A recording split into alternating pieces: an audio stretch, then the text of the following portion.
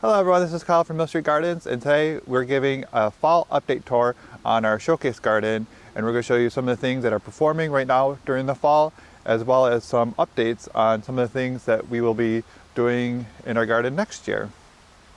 So lots of things are looking kind of spent, but there's still lots of pretty stuff like our grasses that are just starting to bloom. So here's the pampas grass I've been talking about this whole season. There's a hardy pampas grass. We do have this available for sale. That's looking really nice. Some things that have gone to seed is our boneset and our New York State ironweed. They're getting ready for their winter dormancy, so we'll be chopping those back soon. But in front of those, we have our beautiful sedum, the autumn joy sedum. Those always look good in the fall. A reflush of our coreopsis. And little sneaks of flowers everywhere. Like we got some daisies over here. These were cut back and then they fleshed out a little bit again. And this time of year we kind of fall back on foliage color, like this beautiful blue evergreen right here. This is pinpoint blue? Yeah, pinpoint blue, yep. Contrasting against the dark foliage of the elderberry and the tiny nine barks. We will have these again in stock next year, these 9 barks. And the dappled willow. We have some beautiful coral berries over here. This is Proudberry from Prudent Winters.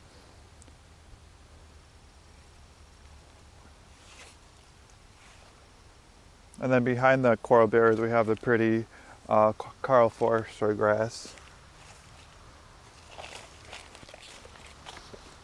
So we had a tough season with dahlias apparently, and they're just starting to bloom. And some bees are finding them. Yeah, the native bumblebees are loving it. So we have a rogue Lobelia syphilitica, which is cool. The great blue. We have the coolest weeds here because like our weeds aren't like, well, we have the invasive weeds too, but then you'll have one of these pop up. Cool native plant weeds. It's hard to pull one of those. But we just planted some Eryngium yuccifolium, which is native to the United States, so that will kind of give like a taller element back here next year. Our Miscanthus giganteus is starting to bloom, and it has really pretty seed heads, and it got pretty tall. So I don't think it normally like does. Yeah, it browned out because of the drought. Yeah, like we had like 2 months of no rain. Normally it looks a lot greener. Yes. Just the tops are green. Let's see. Lots of seeds ready to fall into the ground. Pygmanthemum needlecomb. Oh, I guess something else that's new that I can point out is we have this dogwood that we planted last year called Cardinal. And during the season, the stems are more like a greenish, yellowish color, but now it's turning into a cardinal color or a coral. So that's kind of cool. This is Cardinal. Yep, Cardinal. It's Cornus syrica, so it's a cultivated of the native dogwood. Cool. And the French pussy willow is looking cool. It's gonna be loaded with blooms next year. So you can see all the flowers for next year. We're just weaving all through this garden. I planted a rose back here. Which one's this? That's the Zephyrin Druin. Oh, cool. I don't know where else to stick her, so I stuck her there. Yeah. The limelight. Find some more bread, we can move it. Our beauty berries blooming. The Hubrick's Blue Star is showing off its fall color. This is Amazonia hubrickii. The aromatic aster, or the, see if I can say it, Symphyotrichum oblongifolius. All right. Or something like that. We'll fix it in the editing. We had one lone Echinacea pallida, so we kind of amped it up and planted some more around here. That would be really cool next year. Yeah. And this rose is still showing off its cool rose hips. They're starting to dehydrate a little bit. Yep. But I know. This is Glauca. This is Rosa Glauca. I want to try harvesting the seed and growing some from seed. Oh, that'd be cool. Yeah, they're really nice looking in the season. They lasted for a really long time. This Gara that Jonathan wanted and I finally let him have it's nice. Yeah, and this is a native one. This keeps on blooming like an annual. Yeah. It's native, although it has, I think, like a Japanese name. So I wonder if it was cultivated. Siskuyu pink. Cultivated in Japan from the new, U.S. native. So that's Gara inflorensis, or in Lindenheim, which I'm pretty sure is the native one. Mm-hmm. This honeysuckle is starting to show its fall color. Mm-hmm. This Lancera sempervirens. Growing around this thing. Mm-hmm. And it really kept flowering for the longest time, which was really cool. Yes. I think it's pretty much done. Every time there's still one cluster of flowers. Seems like every time that pushes out a new growth, it flowers. Yeah, so I saw a lot of hummingbirds on it this year. That red bee balm we had, we saw lots of hummingbirds on. Mm-hmm. Sun King's still looking good. Yep, so this was an experiment that we did this year to see if it would live in the sun, and it did. We have a nice pop of contrast over here in this new bed with this Bedlam's Rosy Dawn 9 bark. Oh, there's seed I gotta collect over here. Yay! And then this mist flower is still showing off. This is the native perennial mist flower. It's been blooming a really long time. It really has. It's quite impressive. Yes. And then we have different types of goldenrods that we planted because they're pretty, and we also want to collect seed from them. And this one's a seaside goldenrod. Mr. B. There's a wasp right here. Oh yeah, and a ladybug. Like a whole world over here. This one has the leaves on it are interesting. Yeah, they are really pretty. A lot strappier than, or fuller than. Yeah, it's a pretty garden plant. And this is our hydrangea collection. That's what we call it now. You know, this eventually will evolve because we do have some moving we have to do because things are getting a little too clustered as they're starting to develop now. But really looking nice with all the different fall color of hydrangeas.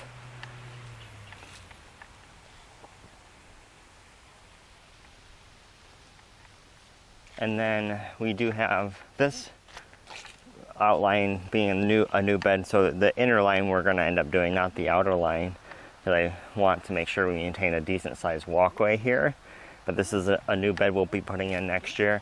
And then what we're thinking we're going to do on this old basketball court pad is make some raised beds with some brick veneer. So the raised beds will be probably made out of cinder blocks, and we'll put a brick veneer on them to make them look more aesthetically pleasing. And this will be a formal like herb garden, so that will give it some kind of intentionality, instead of just being this pad in the middle of our garden. It looked like it was meant to be. And then this, I think this is a scarlet curls willow, or is it actually maybe a golden weeping willow. But this we're gonna end up doing golden weeping willow. We're gonna end up doing a treatment to it. I think it's called coppicing, where you cut down the trunk, like probably about here, on each of these trees, and then we'll let it grow flush new every year, but then we'll cut it down every year so that it maintains a smaller size, because we don't want this to become full-size trees. We want just the kind of the aesthetic of a bamboo. So kind of just wispy leaves here in the center with this golden creeping jenny on the ground. This will eventually be a living wall out of these arborvitaes. So this will be a solid wall kind of bleeding into this garden, and then over this side, and eventually I'll have another one over here, but to kind of separate different garden rooms. And I want to put a wooden door into the wall here so I can walk through that. So this will be like totally closed off. Close off. That'd be cool. You know, obscure the view of the garden behind it. So that way you have to kind of go through in it, and the garden exposes itself as you go through it. Then we'll have a Lloyd border here. I think you're right, Kyle. I think we need to make this longer. Oh, there's a kitty. Yeah, there's a kitty. Oh, it's a Siamese kitty. That's the one that doesn't like give it something when it sees you. It's just like, I'm not scared of you. Oh. So we'll put the Lloyd border here, which is kind of an English style of gardening, which will have repeating pattern of plantings. I haven't decided exactly what it will be yet. Yeah, so maybe we should take it almost down to like the end. Yeah, take it. That would be cool. Just before that. That'd make it more, take it to the kitty. Mm-hmm. Well, we have that Dawn Redwood there. That could be part of the Lloyd border. Oh, you think? It could be like the shade part. Well, maybe. We'll see. And then we'll have another bed over here. Mm-hmm. So Jonathan's designing the Lloyd border. Which is this one. Well, yeah, this is the Lloyd border. And then I'm going to design this over here. Bed here, which will be kind of an island between the rest of the border that we have with all these foundation plants out here. Mm-hmm. So it's gonna, next year, it's gonna really this will be filled out. We'll extend this bed, continue that curve into this area, incorporating these bushes and that curly willow into another border, and then the island border right here that Kyle will be working on. It's going to be fun. It's going to be lots of fun. We like nothing more than adding more plants. So... Oh, look at Litchfield is flowering again. Mm-hmm. That's cool. You know what, and if it was not like such a horrible summer, it probably would have performed, got some more flowers out of it. Yeah, this is a David Austin Litchfield angel. Well, look, so the cold did affect these dahlias, at least this one. Yeah, you got some frost damage on the leaves. Mm-hmm. They still got lots of flowers. So I don't think we're going to have another cold night for a while again. That's good. It is scented too. It almost has like a honey fragrance. It doesn't really smell like a rose, which is kind of cool. And then our northern sea oats is really showing off this time of year, with its seed head starting to get a little color on it. And that's cool, like in the wind, it has a lot of movement, which is really cool. I think that seed head just, I don't know, it just looks so cool. Yeah, they're really cool. All right. And then the sedum is showing off here. This is ambers, ambers. Yeah, it's just one of like the dark foliage ones. Maybe it's the dark embers? Is that the name of the? It was a Proven Winners one. Yeah, I can't remember the cultivar name. We have another this goldenrod over here. Asters doing We're something. both talking about different things. Sorry. What? This little aster's flowering. Yeah, that one came out of nowhere. Oh yeah, it is. It's a weed. Well, What is that? Oh, that's the phlox. yeah, we have a phlox intermingling with a native aster of sorts. What were you talking about over here? Oh, this other goldenrod. Yeah, we have another. So this one is the wrinkly goldenrod.